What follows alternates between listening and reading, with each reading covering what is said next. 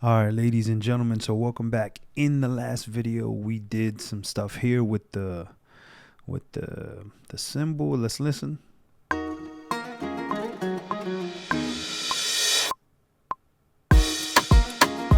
Right. That's what we did. We did a little reverse and then a drop and a symbol. Let's go to this symbol right here and this one right here. And let's just bring that down, say to a minus 13. That's going to bring the volume down a little bit. Okay, so the next thing I want to talk about is adding some more tone and texture. And we're going to do that. Again, this is a drag and drop project. So we're going to do this by going to our sample folder again. I'm just going to grab right here. Maybe not. There, oh, that works. Okay. Then I'm going to go right here to liquid samples. And I'm going to look for a sample that's in the same range of the key. So if you look right here on the guitar sample we have, see that right there? In the title, it also says the key. See that?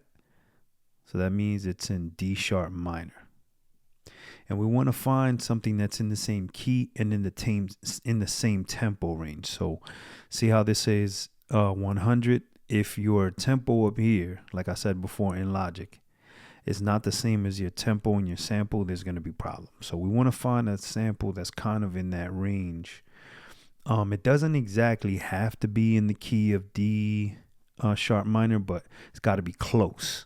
So yeah, let's look for something, see what we can find. I actually marked a sample. Here it is right here. I pre-marked it so I wouldn't end up trying to look for it all over the place. Now, if you see this says SODRR 95. 95 is the tempo. Now, if you look at the tempo of our song is actually 100. So it's about 5 BPMs less.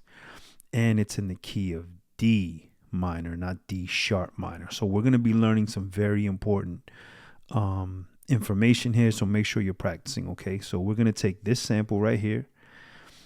SODRR 95 guitar electric. So we're just going to listen to this. Make sure you have the same sample I have. I'm going to hit spacebar.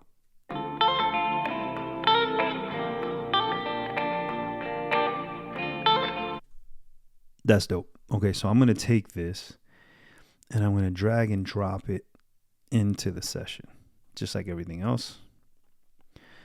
Now I'm going to go back and I'm going to make my Logic session bigger. And what I want to do next is I'm actually going to let's take this sample over here somewhere, away from everything else. And let's set a loop or cycle. So I'm just going from measure 29. See it? And I'm going to drag this to measure 29. And it's snapping perfect to the grid. I'm going to take it right here from 40 and I'm just going to make it. There you go. So see, this would be a perfect loop right here. See that? So 29, 30, 31, 32, 33, 34, 35, 36. That's basically 8 bars right there. So notice how, see how the sample right here is hanging over the grid some? Actually, wait a minute. Let's take this to 38. And you see how the grid, the next measure is right here. See it? This is 37 and then here's 38. Notice that the loop isn't, or the sample isn't going to loop perfect. Let's listen from just the halfway point. So from right here. Look what happens when it tries to loop. Did you notice anything other than the fact that it's not going to loop perfectly? Listen to the click. All right, let's listen.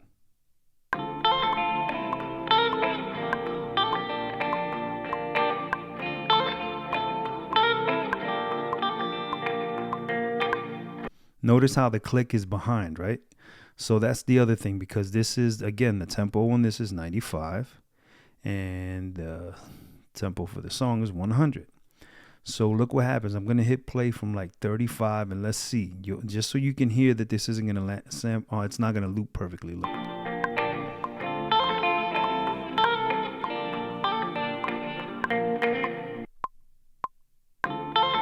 See that? So it's behind the click and it's not looping perfectly. So let's try a couple things.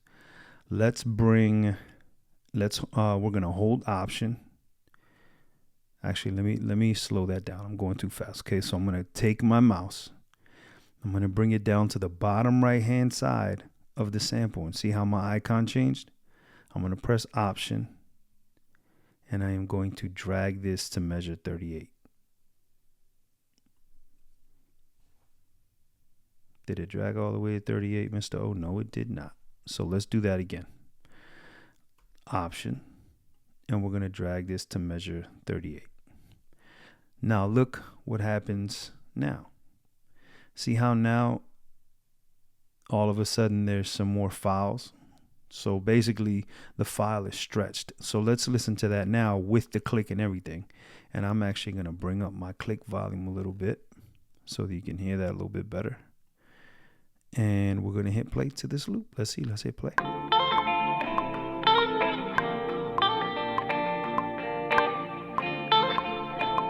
Still not quite right, right? So we're going to go back to 38, press Command Z to undo it. And now we're going to go to the bottom right-hand side of that file. We're going to hold Option, and we're going to click this and drag it down to 37. And let's see what happens.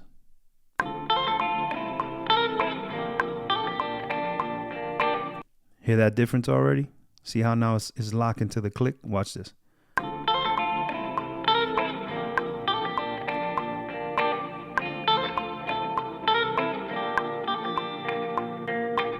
So you want to make sure that your